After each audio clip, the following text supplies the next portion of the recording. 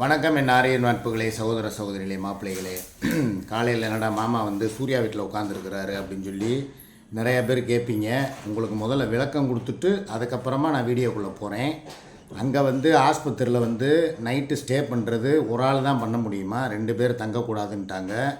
ஒரு ரூமுக்கு ஒரு ஆள் தான். அதுபோக இப்போ தான் வந்து சாதா வார்டுலேருந்து, அதாவது பொது வார்டுக்கு எனக்கு தனியாக வந்து ரூம் பிடிச்சி ஒரு சிங்கிள் ரூம் எவ்வளோன்னு கேட்டால் 2500 அதுபோக வந்து ஏசியாக இருந்தால் 3000 ரூபாயாம்.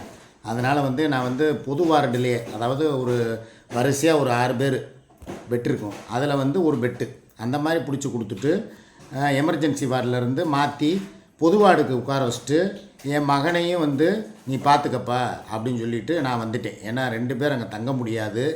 அதுபோக எதாக இருந்தாலும் நேற்று சாயங்காலம் லைவு கூட எங்கள் அம்மா வீட்டில் தான் போட்டேங்கிறது உங்களுக்கு தெரியும். காரணம் என்னென்னா, ஆஸ்பத்திரியில் வச்சு லைவு போட முடியாது. அதனால் நேராக கிளம்பி எங்கள் அம்மா வீட்டில் போய் லைவை போட்டுட்டு திருப்பி வந்து நான் ஆஸ்பத்திரிக்கு போயிட்டேன். நைட்டு வந்து படுக்கிறதுக்கு அங்கே இடம் இல்லை. அங்கே உள்ள அந்த மேனேஜ்மெண்ட்டு வந்து கூப்பிட்டு 2 பேர் தங்கக்கூடாதுங்க, யாராவது ஒரு ஆள் தங்குங்க, ஒரு ஆள் வந்து வீட்டுக்கு போயிருங்க, இல்லைனா காலையில் கூட வாங்க அப்படின்னு சொல்லி சொன்னாங்க. எனக்கும் வந்து துணிமணிகளையெல்லாம் மாற்றணும். நேற்று பூரா வந்து போட்ட ட்ரெஸ்ஸே போட்டுட்டு காலையிலேருந்து அங்கிட்டு இங்கிட்டு அலைஞ்சது, அந்த உடம்புல பூரா அந்த மெடிக்கல் வார்டு, அந்த எமர்ஜென்சி வார்டில் இருந்தது. பக்கத்தில் அங்கிட்டு இங்கிட்டுன்னு பார்த்தா பூரா அவசர கேஸு, பூரா ஆக்சிடெண்ட் ஆனது அது இதுன்னு சொல்லி. இப்போ நம்ம போன வார்டில் 2-3 ஆக்சிடெண்ட் கேஸ் வேறு வந்துருந்துச்சு. ஒரே ரத்த கவுளு வாடை. என்னால் அங்கே இருக்க முடியலை. மெடிசன் வாடங்கிறதுனால சரி வந்து குளிச்சுட்டு ட்ரெஸ்ஸை மாற்றிட்டு போவோம் அப்படிங்கிறதுக்காக தான் இப்போ நான் வந்தேன்.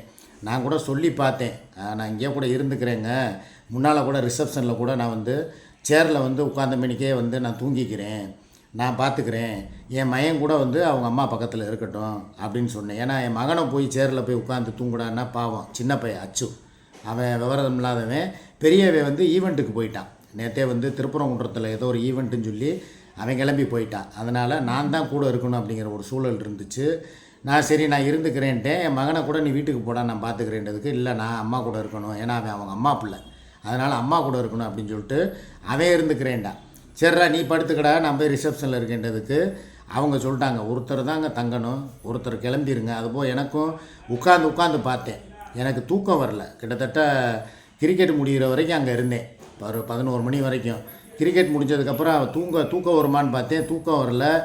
நின்றுக்கிட்டே இருந்தது வேறு, குறுக்கெல்லாம் கடுத்துருச்சு ரொம்ப. அதனால் கிளம்பி நேராக வந்துட்டேன். 11 மணிக்கு மேலே கிளம்பி வந்தேன். சரி ரைட்டு காலையில் எழுந்திரிச்சு குளிச்சுட்டு கிளம்பி போயிடலாம் அப்படிங்கிற ஒரு பிளானில் தான் வந்தேன்.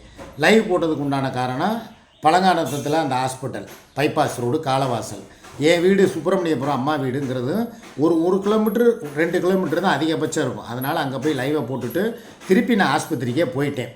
நான் வந்தது நைட்டு 11:30 மணிக்கு மேலே தான் வந்தேன். சரி ரைட்டுப்பா நீ அவனை வச்சு பார்த்துக்க, உனக்கு எதாவது வேணும்னா சொல்லுன்னு சொல்லி அவங்களுக்கு திங்கிறதுக்கு ப்ரெட்டு, பால், அதுக்கப்புறம் என் மகனுக்கு சாப்பாடு எல்லாம் வாங்கி கொடுத்துட்டு, நைட்டு டிஃபனு எல்லாம் வாங்கி கொடுத்துட்டு, அம்மா பார்த்துக்கடா நான் காலைல வந்துடுறேன்டா அப்படின்னு சொல்லிட்டு தான் வந்தது. ஆனால் இங்கே வந்ததுக்கப்புறம் உட்காந்து நான் பார்க்குறேன், இப்போ முதல்ல வந்தவுடனே தகராறு.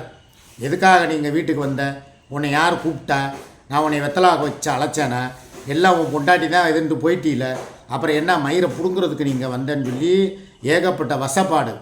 அதுக்கப்புறம் வெந்த புண்ணில் வேலை பாய்ச்சக்கூடாது. நானே வந்து கஷ்டத்துலேயும் பிரச்சனையிலையும் இருக்கேன், அவங்களுக்கு என்ன பண்ணுறது. இப்போ அடுத்து வந்து ஒரு நாள் அங்கே ரூம் போட்டால், ஒரு நாள் அங்கே அவங்களுக்கு வந்து ட்ரீட்மெண்ட்டு போய்கிட்டு இருக்குன்னா கிட்டத்தட்ட 40-50,000 ரூபா வரைக்கும் செலவு. இனி நான் ஒவ்வொரு நாள் தங்குறதுக்கும் எனக்கு அங்கே எவ்வளோ செலவாகும், எவ்வளோ மெடிசன் வாங்கி கொடுத்துக்கிட்டு இருக்கேன், எவ்வளோ எக்ஸ்ரேக்கள், தலைக்கு ஸ்கேனு, அப்புறமா வந்து பார்த்தா ரத்த டெஸ்ட்டு 5,000 ரூபாய்க்கு ரத்த டெஸ்ட்டு, அப்புறம் பார்த்தா கை காலில் சிராய்ப்புகள், எங்கே எலும்பு ஃப்ராக்சர் ஆகிருக்கான்னு சொல்லி, இந்த மண்டை இந்த இடத்துல அடிப்பட்ட இடத்துல உள்ளுக்குள்ளே வந்து எலும்பு உடஞ்சிருக்கான்னு சொல்லி அதை செக் பண்ணி ஏகப்பட்ட இது. அவங்க அதுக்கு உண்டான ஸ்பெஷலிஸ்ட் டாக்டரை பூரா இன்றைக்கி வர சொல்கிறாங்களாம். இவ்வளோ பிரச்சனை போய்கிட்டு இருக்கும்போது இவங்க உட்காந்துக்கிட்டு, நானே காசுக்கும் வழி இல்லாமல் கல்லோலப்பட்டுக்கிட்டு இருக்கேன், திண்டாடிக்கிட்டு கிடக்கிறேன்.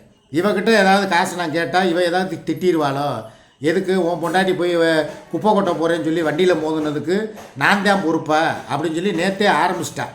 எல்லாம் வந்து கடவுள் இருக்கிறாரு, தூண்டி கருப்பு இருக்குது, பாதகருப்பராய் இருக்கிறாரு, என்னுடைய வாயிலையும் வயிற்றுலையும் விழுந்தா, என் சாபத்திலையும் பாவத்திலையும் விழுந்தா உங்களுக்கு இதுதான் கதி அப்படின்னு சொல்லி ஏகப்பட்ட பிரச்சனையை வந்து இவ கிளப்பி விட்டுக்கிட்டு இருக்கா. எல்லாருமே சொல்கிறாங்க, ஏனே ஒருத்தவங்க முடியாமல் இருக்கிறாங்கன்னா மற்ற நாள் தான் அவளை வந்து கழுவி கழுவி கழுவி கழுவி ஊற்றுறாங்க, 2 பேரும் சண்டை கட்டி நாடுறாங்க. இப்போ இது உங்களுக்கு தேவையானே? எதுக்குன்னே அவங்கள தேவையில்லாமல் உட்காந்துக்கிட்டு திட்டிக்கிட்டு இருக்காங்க இந்த சூர்யாங்கிறவங்க, நீங்கள் இதை கண்டிக்க மாட்டீங்களானே அப்படின்னு சொல்லி என்னைய கேட்குறாங்க. அதுபோக எனக்கு நான் என்ன கேட்குறேன், என் குடும்பத்துக்கே சோறாக்கித்தான்னு உங்கள்கிட்ட கேட்டேனா? நேற்று உங்களுக்கே தெரியும்ல, கடையில் வந்து ஒரு 100 ரூபாய்க்கு ஒரு கை சோறு ஜெயிலில் கொடுக்குற மாதிரி அளவு சோறு, அவுன்ஸு சோறு, அது போக ஒரு கூட்டு ஒரு பொரியல், அது என்ன சைடிஷ், அதாவது பொரியலுக்கு பதிலாக பாசிப்பருப்பு, அதுதான் வந்து கேண்டீனில். அந்த சாப்பாடை வாங்கி சாப்பிட்டு நானும் என் மகனை ஆளுக்கு பாதி சாப்பிட்டு, சரி தயிர் சாதம் ஒன்று வாங்கினேன், அது வாயில் வைக்க முடியல, ஒரே புளிச்ச காடி, அப்படியே அதை தூக்கி குப்பையில் போட்டுட்டு பாதியோடு சாப்பிட முடியாது. ஒரு ஊறுவா கூட வைக்கலை தொட்டுக்கிறதுக்கு. ஒரு துண்டு வச்சுருந்தாங்க, அதை பார்த்தா சின்ன பிள்ளை இந்த குஞ்சு மாதிரி இருக்குது, இத்தினூண்டு ஊறுகாய், அதை தொட்டுக்கிட்டு அவ்வளோ தயிர் சாதத்தை நான் சாப்பிட்ணுமா? சாப்பாடு சரியில்லை. நானும் 3-4 நாளாக ஹோட்டல் சாப்பாடு, இவ்வளோ 3 நாளைக்கு முன்னால் உங்களுக்கே தெரியும் சமைக்கலை, ஒரு மயிரும் பண்ணலை. பார்த்தா ஏதோ ஒரு பிரச்சனையை மைண்டில் வச்சுக்கிட்டு நான் கோர்ட்டுக்கு போனதை மைண்டில் வச்சுக்கிட்டு அன்றைக்கி சோறாக்கலை, அதுக்கு நாள் சோறாக்கலை, 2 நாளாக தண்ணி, முந்தா நாள் தண்ணி, நேற்று தண்ணி, வெறும் வயிற்றில் குடிச்சு இவ்வளவும் உடம்பை கெடுத்துக்கிட்டு எனக்கு வந்து இப்போ சோறாக்கி கொடு அப்படின்னு சொல்லி நேற்று சொன்னதுக்கு ஆக்கலை. நான் மத்தியானமே கேட்டேன், எப்பா அவங்க அங்கே இருக்கட்டும், நான் மத்தியானத்துக்கு சாப்பாட்டுக்கு வர்றேன், ஏதாவது செஞ்சு வைப்பான்றதுக்கு அதுவும் செய்யலை. இவளும் பட்டினி. சரி ரைட்டு விடு, பரவாயில்ல, போய் தொழில், நம்ம ஹோட்டலில் சாப்பிட்டு வருவோம்னா ஏப்பம், ஏவுன்னு ஏப்பமாக வருது. அதையும் சமாளித்து என் உடம்பு என்ன மனுஷனா இல்லை மிருகமா? இவ்வளோ பிரச்சனை ஓடிக்கிட்டு இருக்கு குடும்பத்தில். இப்போ இதே வந்து உன் வீட்டில் ஒரு பிரச்சனையாகி போய் அவனுக்கு பாலவிநாயகத்துக்கு ஏதோ ஒன்று நடக்குது, இப்படி தான் நீ வந்து போனால் நான் உன்னை விட்டுட்டு அனாதையாக இருப்பேனா? சரி போய் தொலை அப்படின்ட்டு உனக்கு ஹெல்ப் பண்ண மாட்டேனா? உனக்கு என்னப்பா வேணும்? பணம் வேணுமா? காசு வேணுமா? ரூபா தரவா? நான் கேட்க மாட்டேனா? அப்படியே வந்தாலும் நீ அதை உன் கையில் தான் இருக்குது எல்லா காசும். அந்த செலவு பண்ணுற காசை நீ ஏன் செலவு பண்ண, எதுக்கு செலவு பண்ணன்னு நான் கேட்பேனா? என்றைக்காவது கேட்க மாட்டேன். மனசாட்சியோடு உள்ளவன் அதை தான் பண்ணுவேன். நானும் அதை தான் சொல்கிறேன். இப்போ என் வீட்டில் ஒரு பிரச்சனை, அவளுக்கு இந்த மாதிரி ஆயிருக்குன்னா அது அவளாக போய் தேடிக்கிட்டது இல்லை. நீ உன் வாயில் வந்து அந்த சாபமும், நீ வந்து அவளுக்கு விட்ட அந்த ஒரு இதுவும் அவளை போட்டு அங்கே படுத்தி படுத்துட்டா போய் ஆஸ்பத்திரியில். அப்போ சும்மா இருக்கணும். அவளை வச்சு பேசி வீடியோ போட்டு அவளை தீண்டி பார்க்குறது தப்பு. அந்த பாவத்தை நீ தான் ஏற்றுக்கிற போகிற. கர்மா வந்து அவளுக்கு வேலை செஞ்சிருச்சு, அவளுக்கு இந்த காட்டிருச்சு, என் சாமி அவளை சும்மா விடலை. இப்படி இதெல்லாம் பேசலாமா? நல்ல பழக்கமா? அதுபோக சாப்பாடு இனிமேல் அவனுக்கு நான் செஞ்சு கொடுக்கவே மாட்டேன். இனிமேல் சாப்பாடுங்கிற பேச்சு அவன் ஹோட்டல்லே சாப்பிட்டுக்கிறட்டும். அவன் சம்பாரித்து கொடுத்துட்டா அவனுக்கு நாங்கள் எல்லாம் செஞ்சிடலாமா? செஞ்சு கொடுப்பேனா? நேற்று உட்காந்து லைவில் 50 பேச்சு பேசியிருக்கானா? இது எனக்கே தெரியாது. பார்த்தா வாட்ஸ்அப்பில் பார்த்தா எனக்கு தங்கச்சி பிள்ளைய பூரா கட் பண்ணி அனுப்பியிருக்குது. அண்ணே நீங்கள் என்ன இப்படி காசு லட்சமாக சம்பாரித்து இவங்கள்ட்ட போய் கொடுத்துட்டு இப்போ உட்காந்துக்கிட்டு உங்களுக்கு சோறாக்கி போட மாட்டாங்களா? நீங்கள் போய் அங்கேயே சாப்பிட்டுக்குருவீங்களா? அப்படின்னா இது எவ்வளோ பெரிய வந்து ஒரு கீழ்த்தரமான செயல், ஒரு முட்டாள்தனமான செயல். கொஞ்சம் யோசித்து பார்க்க சொல்லுங்கள். நானே நொந்து போய் கிடக்கிறேன். எப்போ அங்கே வா, உனக்கு ஏற்கனவே உடம்பு சரியில்லை, இதோட நீ 4 பக்கம் அலையிற, உனக்கும் சாப்பிட்டு நீ நல்லா இருந்தால் தான், உடம்பு தெம்பாக இருந்தால் தான் சரி அவளையும் பார்த்து நல்லது போலத. இல்லை நான் கூட நான் எப்படி நேரமாக கேட்கணும்? நான் செஞ்சு தர்றேன், போய் சுமிக்கு கொண்டு போய் கொடுத்துட்டு வாங்கன்னு சொல்லி வாயால் சொல்லணும். ஆனால் செஞ்சும் தரமாட்டாளாம். ஏன் நானும் அலைஞ்சிக்கிட்டு இருக்கிறவனுக்கும் சரி ஒரு தெம்பா ஒரு வேளை சோர்த்தாக்கி கொடுத்தோம், ஒரு நல்லது போல செஞ்சுப்பா, அவளை அடிபட்டு கிடக்கிறாளே, போயிட்டு வாங்க, ஒரு நெஞ்செலும்பு ஒரு 1/2 கிலோ சூப் வாங்கிட்டு வாங்க, சூப்பு வச்சு தர்றேன், ஒரு ஏதாவது செவரட்டி வாங்கிட்டு வாங்க. அவங்களுக்கும் ரத்தம் நிறையா போயிருக்கு, கண்ணுக்குமே இங்கெல்லாம் அடிபட்டு ரத்தம் ஒழுகுனதில் உடம்புல இருந்து அம்புட்டு ரத்தம் போயிருக்கு. அதெல்லாம் நான் லிட்டர் கணக்கிலலாம் சொல்ல முடியாது. வலிஞ்சு அவ்வளோத்தையும் தொடச்சி இந்த இடத்துல இருந்தால் 3 தையல் போட்டிருக்காங்க. அந்த அளவுக்கு அவளுக்கும் காயங்கள் இருக்குல்ல, ரத்தம் ப்ளீடிங் ஆகிருக்குல்ல. அப்போ அதுக்கு என்ன பண்ணணும்? ஏதோ ஒரு செவரட்டியை வாங்கி இருந்தாங்க, இதை செஞ்சு கொடுங்க. நீ மாத்திரம் வந்து சரக்கு அடிச்சுட்டு சாப்பிட்றதுக்கு சைடிஷ்ஷாக வந்து உனக்கு செவரட்டி தேவைப்படுது. இதே வந்து அவளுக்கு அடிபட்டு ரத்தம் போனவளுக்கு ஒரு செவரட்டியை வாங்கிட்டு வாங்க, செஞ்சு கொடுக்குறேன், ஒரு நெஞ்செலும்பு வாங்கிட்டு வாங்க, சூப்பு வச்சு அவளுக்கு நான் கொடுக்குறேன்டா. அதெல்லாம் இல்லை. இப்போ இந்த கிளம்பிட்டா காலையிலே, இப்போ நீ இங்கே போறியா, நீ போ, நான் கிளம்பி நான் தாராபுரத்துக்கு போகிறேன் அப்படின்னு சொல்லிட்டு இந்தா குளிச்சுக்கிட்டு இருக்கா. இப்போ ரெடியாகி இந்த நேற்றே நைட்டு பேக்கில் துணிமணியெல்லாம் எல்லாம் அள்ளி வச்சுட்டு இப்போ காலையில் வந்து இப்போ தாராபுரம் போயிட்டு அங்கே ரூம் போட போகிறாளாம். போட்டுட்டு இன்றைக்கி ஒரு நாள் ஸ்டே பண்ணிவிட்டு நான் சொல்கிறேன், எப்பா இன்றைக்கி நீ போனாலும் உன் பிள்ளைகளை பார்க்க முடியாது. ஏன்னா அவங்க ஸ்கூலு இப்போ படிச்சுக்கிட்டு இருக்காங்க, பரீட்சை +2 பொதுத் தேர்வு நடந்துக்கிட்டு இருக்கு. நீ போய் அவனை போய் டைவெர்ட் பண்ணி விட்டுக்கிட்டு இருக்காத. ஒன்று. ரெண்டாவது, அந்த கேப்பில் ஒரு 1 ஹவர் தான் அவங்க வந்து அவங்க ஸ்கூலில் வந்து அலோவ் பண்ணுவாங்க. இன்றைக்கி நீ போய் என்னப்பா பிரயோஜனம்? அதுக்கு நேற்று போயிருந்தா கூட ஞாயிற்றுக்கிழமை நான் ஆஸ்பத்திரியில் இருந்த நேரம் நீ பஸ்ஸில் கூட போயிட்டு உன் பிள்ளைகளை பார்த்துட்டு அமைதியாக அங்கே ஒரு நாள் பூரா அவங்க கூட ஸ்டே பண்ணிவிட்டு கூட நைட்டு வந்திருக்கலாம் ரிட்டர்னு. அதை செய்யலை. இன்றைக்கி வந்து நான் இங்கே ஆஸ்பத்திரிக்கு போகிறேன்னா நீ இங்கிட்டு போ, நான் இங்கிட்டு கிளம்பி தாராபுரத்துக்கு போகிறேன். போயிட்டு நான் ரூம் போட்டு ஸ்டே பண்ணி என் பிள்ளைகளை வர வச்சு நான் பார்த்துட்டு நாளைக்கு கிளம்பி நாளைக்கு நைட்டு தான் வருவேன் அப்படின்னு சொல்லி இப்போ காலையிலே என்கிட்ட உரையாட்டம் பண்ணிக்கிட்டு இருக்கா. இது இவளுக்கு தேவையா? அதாவதுங்க, ஒருத்தன் ஒரு பிரச்சனையில் இருக்கானா, சரி கூடமான இருந்து ஹெல்ப் பண்ணணும். நியாயமாக சொல்லுங்கள். உங்கள்கிட்ட நான் வந்து எதையுமே நான் அதிகமாக எதிர்பார்க்கல. இத்தனை நாள் உனக்கு 6 வருஷமாக உனக்கு சம்பாரித்து கொடுத்ததுக்கும் உனக்கு அடிமை வேலை பார்த்ததுக்கும் என் வீட்டில் ஒரு பிரச்சனை, என் பொண்டாட்டிக்கு ஒரு பிரச்சனைனா இங்கே வா, நானே இது நல்லது போல செஞ்சு தரேன், ஒரு டிஃபனில் போட்டு தர்றேன், கொண்டு போய் கொடு. அவங்களுக்கு சாப்பாடு 2 பேர்த்துக்கு அச்சுவும் இவளும் தானே. மற்ற நாள்லாம் வந்த பாண்டிச்சேரியில் இருந்தப்போ வந்து கூடவே வந்த கேட்டாவ என்ன தெரியுமா சொல்கிறா, பாண்டிச்சேரியில் இருந்தப்போ இப்படித்தான் நான் வந்து உன் பொண்டாட்டிக்கும் உன் பிள்ளைக்காகவும் வந்தேன், செஞ்சேன், பார்த்தேன். கடைசியில் நீங்கள் என்ன எனக்கு நன்றி கடன் வச்சிங்க? என்னையே தானே கழுவி ஊற்றிக்கிட்டு இருந்தா. பாண்டிச்சேரியில் வந்து நீ வந்து ரூம் போட்டியா? வக்கீலுக்கு வந்து நீ வந்து பீஸுக்கு பதிலாக நீ போய் படுத்தியான்னு கேட்டவ தானே. இவளுக்கு போய் நான் என்ன நல்லது பண்ணேன் அப்படின்னு சொல்லி அப்படியே பிளேட்டை திருப்புறான். அன்னைக்கு இருந்த சுமியோட நிலமை வேறு, நேற்று சுமி இருக்கிற நிலமை வேறு. அதாவதுங்க, ஒருத்தவங்க வாய் பேசும்போது அவங்கள நம்ம எதிர்க்கலாம். உனக்கு நேருக்கு நேராக நின்று அவள் தில்லாக பேசும்போது எதிரியை வந்து எப்படி சந்திக்கணும்? நல்ல திடகாத்திரமாக இருக்கிற எதிரியை வந்து நீ நேருக்கு நேர் மோதணும். அதை விட்டுட்டு ஒருத்தி முடியாமல் கிடக்கிறவளை மேற்கொண்டு அடிக்கக்கூடாது. அது செத்த பாம்பு அடிக்கிறதுக்கு சமம். இப்போ அவளுடைய நிலைமை என்ன? செத்த பாம்புக்கு சமம். அவளை போய் இப்போ நீ வந்து உட்காந்துக்கிட்டு இந்த நேரம் அவளுக்காக இல்லைனாலும் எனக்காக பார்க்கணும்ல. சரி, அவளுக்கு நீ சோறாக்கி கொடுக்காட்டினாலும் எனக்கு ஆக்கி தரணும்ல. சரிங்க, நான் இருக்கேன், இந்த நீ நல்லது போல சாப்பிட்டுக்கிட்டு போ. அவங்களுக்கு கூட அவங்க சம்மந்தக்காரமாக இருக்குது, அந்த அம்மா கிட்ட சொல்லி கூட எதையாவது நல்லது போல ஆக்கி கொடுக்க சொல்லு. உன்னையே நான் கவனிச்சுக்கிறேன். ஏன்னா அவங்க எல்லா பேத்துக்கும் அவங்க சோறாக்கி கொடுக்க முடியாது. என் சம்மந்தக்காரமாக செஞ்சால் அவனுக்கு அச்சுவுக்கும் அவளுக்கும் சுமிக்கு செஞ்சு கொடுப்பாங்க. நான் போய் அவங்ககிட்ட போய் எனக்கும் சேர்த்து சாப்பாடு செஞ்சுக்கிட்டு வந்து கொடுங்கன்னு சொல்லி சொல்கிறது அநாகரிகம். அநாகரிகங்கிறத விட அடுத்தவங்களுக்கு நம்ம வந்து சுமையை வந்து ஏற்றக்கூடாது.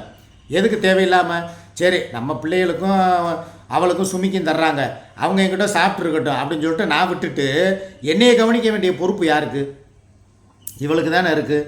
இவ இப்படி என்னையுமே கவனிக்காமல் நீ இன்றைக்கி ஹோட்டல்லே தின்னு, நான் வந்து தாராபுரத்துக்கு போகிறேன் அப்படின்னு சொல்லி கிளம்பி போனான்னா இது எந்த வகையில் நியாயம்? கொஞ்சம் நீங்கள் யோசிச்சு பாருங்கள். இப்போ நான் கிளம்பி வந்தது ட்ரெஸ்ஸை மாற்றிட்டு வேறு ட்ரெஸ்ஸு போட்டுட்டு சரி போகலாம் அப்படிங்கிறதுக்காக தான் இப்போ நான் நைட்டு வந்தது. வந்த இடத்துல இவ்வளோ ஏகப்பட்ட பிரச்சனைகள் போய்கிட்டு இருக்குது. இதை பற்றி நம்ம பேசி ஒரு பிரயோஜனமும் கிடையாது. அது அவங்கவுங்களுக்காக தோணணும். இதே மாதிரி இவளுக்கு ஒரு கஷ்டம் வந்து இவர் ஆஸ்பத்திரியில் ட்ரிப்ஸு போட்டுட்டு படுத்திருந்தப்போ அது ட்ரிப்ஸு போட்டுட்டு படுத்தது உண்மையா பொய்யா நடிப்பா நாடகமாங்கிறது நம்மளுக்கு தெரியாது. ஆனாலும் அந்த நேரம் பதறிக்கிட்டு நான் ஓடி வந்தேன். இவ தாராபுரத்துக்கு ஒத்தையில் வெயிலில் போனால் இவளுக்கு ஒத்துக்கிறாதுன்னு சொல்லி யூரின் ட்ராக் இன்ஃபெக்ஷன் ஆகும்னு சொல்லி இவளை காரில் கூட்டு போய் நன்றி கடன் செலுத்தினவே நான். இவளை பார்த்த எனக்கு இப்போ எனக்கு பார்க்குறதுக்கு யாரும் இல்லை.